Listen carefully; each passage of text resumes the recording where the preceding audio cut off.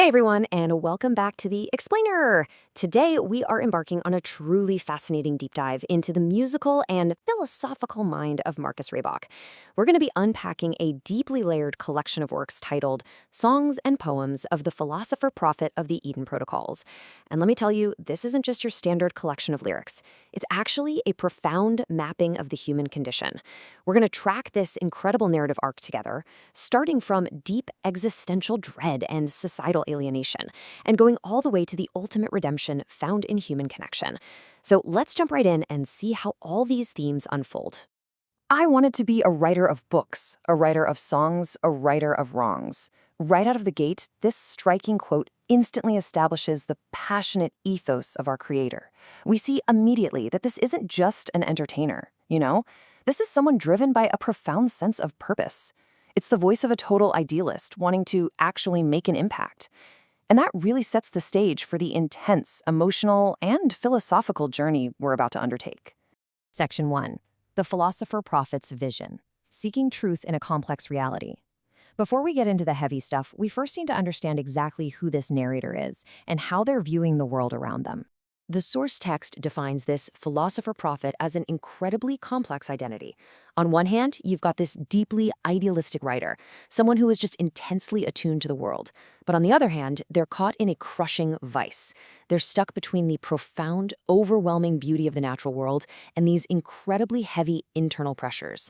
And there's this fascinating, kind of jarring mention in the text of being, and I'm quoting here, saved by pharmacopsychiatry. That specific punctuated line is a huge hint at some very deep modern mental health battles that we're going to see mapped out as we move forward. Section 2, Nature versus Existential Dread, the tension between external beauty and internal void. This internal struggle brings us to what I think is one of the most powerful themes in the whole collection. So imagine this exact tension. Think about this hallucinogenic, almost overwhelming vibrancy of nature pulled straight from the source text. We're talking about the metallic blue, green, scarlet, and crimson flight of a beetle, and electric yellow stars fluorescing in a field. It's hyper vivid, right? But then contrast that explosive reality of the physical world with something completely different, the vacancy of terminal freedom, and a literal void of expectation. The author places this colorful vibrancy right next to a crushing, gray, existential emptiness. It's an absolutely powerful paradox. And this internal void takes a really specific shape. The narrator is searching for a pure thing, reaching out into their center, and waiting on a dream.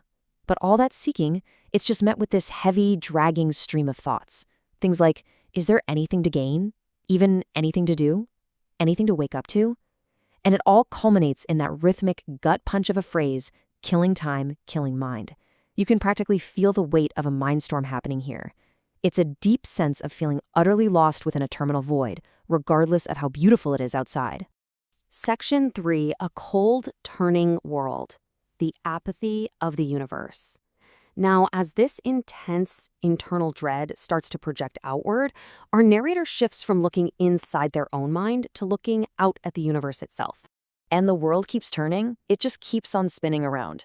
This right here is a repeating lyrical motif that basically anchors the entire collection. It's this realization of the relentless, completely indifferent nature of the universe. Time literally doesn't stop for your pain, and it doesn't stop for your joy either. The world just spins. It delivers memories that make you smile right alongside the ones that bring you down, and it does it with total apathy. And unfortunately, some of those memories that bring you down are depicted as incredibly dark. The text addresses raw, visceral childhood trauma as a brutal symptom of this cold, lonely place. We read lines like, "Mummy hit me till I cried, then she hit me till I made no sound," which is then followed by the crushing reality of a family left behind. "Now we're so poor. She says it's our fault." It's a pretty harrowing look at poverty, neglect, and abuse. It frames human suffering as just another reality of this apathetic, constantly spinning world. Section 4. The Illusions of Society. Peeling back the lies of the modern era. That kind of suffering naturally leads our narrator to look super critically at the structures built on top of this turning world. And this builds into a very specific, cynical worldview. The source text pulls absolutely no punches when critiquing systemic inequality. It describes religion as the oldest con of them all, and justice as a system where who pays wins. We get this vivid picture of the working class sweating and slaving for next to no gain, while a lucky few just treat life as one big game.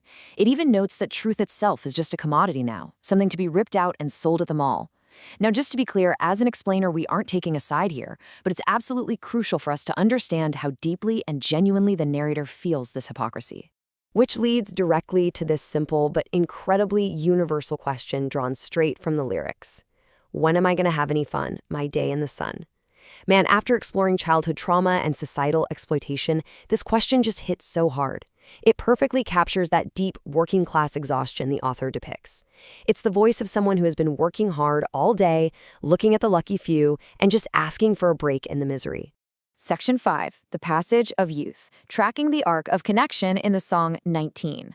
So from the macro view of society, the focus zooms way in, shifting to the fleeting, fragile nature of human relationships. The song 19 actually serves as a literal timeline of emotional evolution. We start at 15, where life is one great big dream. Fast forward to 16 and 17, and life is entirely made for love. Then the connection peaks at 19 and runs through the early 20s with a life without a care. But then, almost as if it's driven by that relentlessly spinning world we talked about earlier, by 23, the relationship dissolves simply because she needed to be free to go anywhere. We get to trace the complete arc of young love here, from its magical inception to its inevitable dissolution. And watching that timeline play out brings the narrator to this deeply philosophical realization: hard as you'll try to hold on to them, the best things go away. Even the brightest things eventually fade to gray. It connects right back to that motif of the turning world, doesn't it? Change is the absolute only constant in the universe. Even love, at least in its youthful form, is subject to the apathy of time. Section 6, Finding the Light Within, Redemption Through Connection. Okay, so at this point, you might be thinking, is it all just dread, loss, and coldness? Absolutely not. This is exactly where the mood of the collection transitions. It builds into this beautiful, uplifting crescendo where we arrive at finding the light within. So here is the crucial takeaway. Despite the existential void, despite the societal cons, and despite the heartbreak, the narrator ultimately finds true solace and redemption in human support. The lyrics offer a literal lifeline to the listener. You're not alone. No, you're not alone. You don't gotta face this world all on your own. It's a direct offering of strength. When your cards are bad and you literally want to fold, human connection steps in to give you the courage to hold on. This entire journey culminates in the anthem titled Tiala So. The lyrics tell us, there is a light and it shines on. Come on and love me, 'cause I'm gonna love you. All that coldness of the universe, all the darkness that falls down on you, it's ultimately countered by the warmth of love. It's an incredible assertion that life is love, and that this connection is a light that expands right out into the universe. And this perfectly resolves the collection's main dichotomy. Think about the objective, cold reality of the universe. It's just a ball of stone, fire, and water flying around in space, right? It doesn't care about us any more than it cares about a fly. But then you have the subjective human experience. When you're near to me, it's like the sun rises up shining new. The narrator finds warmth, meaning, and a reason to keep going entirely through the power of human connection. It completely defies that cosmic apathy. Which leaves us with this final, summarizing thought to reflect on today. If the universe doesn't care about us, if it's just going to keep spinning and bringing us both joy and pain with total indifference, will we choose to care about each other? Will you choose to be that light for someone else?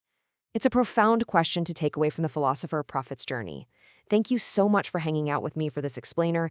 Keep learning, keep questioning, and I really hope this helps you reflect on your own vital connections in the spinning world.